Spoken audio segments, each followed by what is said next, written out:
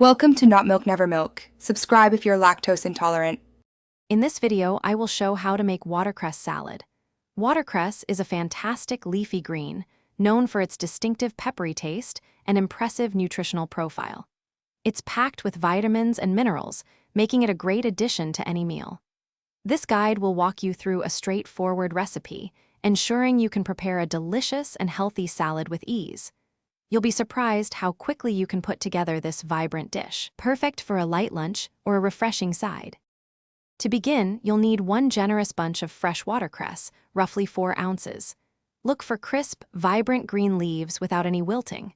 For the dressing, gather extra virgin olive oil, fresh lemon juice, and a touch of Dijon mustard.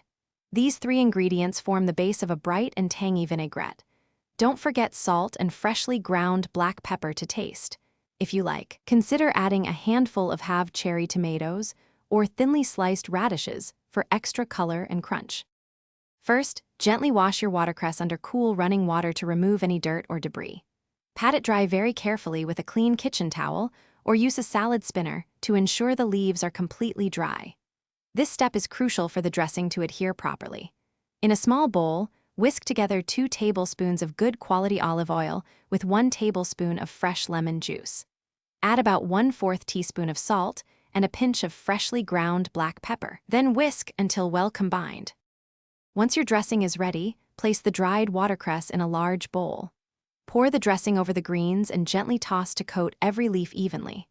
Be careful not to overdress the salad. You want to enhance the watercress flavor, not overpower it. Serve your watercress salad immediately to enjoy its crisp texture and vibrant taste. It pairs wonderfully with grilled chicken, fish, or as a light, healthy lunch on its own. Remember to check the description for a link to Darn Tough Socks and other great deals. Thanks for watching. If this was helpful, leave a like and consider subscribing. See you next time.